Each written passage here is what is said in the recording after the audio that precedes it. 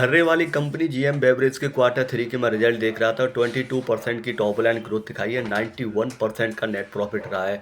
तो ये देसी दारू बनाने वाली महाराष्ट्र बेस्ड कंपनी है, जहां महाराष्ट्र में कुछ एक इलाकों में इसकी एक मोनोपोली कह सकते हैं या कह सकते हैं ये मार्केट लीडर है, जहां पे सिर्फ इसी की दारू देसी दारू बिकती है। तो कंपनी के पिछले 2 क्वार्टर से टॉप लाइन ग्रोथ काफ़ी अच्छी हुई है। मुझे याद है पहले का 3-4 साल पहले मैं इस कंपनी में इन्वेस्टेड था, तो उस टाइम पे ये सिंगल डिजिट में ग्रो किया करती थी। फंडामेंटल इसके हमेशा से स्ट्रॉन्ग रहे, पर ग्रोथ ना होने की वजह से मैं जल्दी इस कंपनी से एग्जिट कर गया था। ये डेट फ्री कंपनी है, प्राइस टू अर्निंग भी 20 के आसपास है, ज़्यादा नहीं है, 2500 के करीब इसका मार्केट कैप है। लेकिन इस कंपनी के साथ पहले प्रॉब्लम यही थी कि ये ग्रोथ नहीं कर पा रही थी। हालांकि पिछले 2 क्वार्टर से इनकी जो ग्रोथ है वो काफ़ी अच्छी आ रही है, लेकिन यहाँ पे ज़्यादा इन्फॉर्मेशन आपके पास अवेलेबल होगी नहीं, क्योंकि मैनेजमेंट कभी कोई कॉल वगैरह करता नहीं है।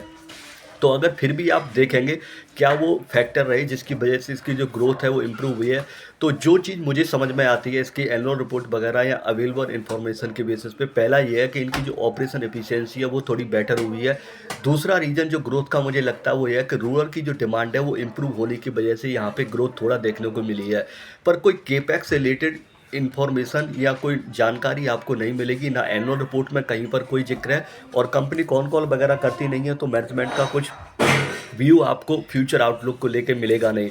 लेकिन यहाँ पर अगर आप इसकी थोड़ा बहुत और इसके बारे में रिसर्च करेंगे तो आपको पता चलेगा कि ये कंपनी जो है एक सब्सिडी में थोड़ा इन्वेस्ट किया है इसने, जो रियल एस्टेट में जाना चाहते हैं। तो मुझे लगता है कि ये जो दारू वाला इनका देसी दारू वाला जो बिजनेस है उस पर ज़्यादा ये फ्यूचर में फोकस करेंगे नहीं, या जितना है उसी को सस्टेन करते रहेंगे, क्योंकि इससे रिलेटेड इनकी लिकर वाली बिजनेस से रिलेटेड कोई केपेक्स कंपनी करती हुई नज़र नहीं आ रही है।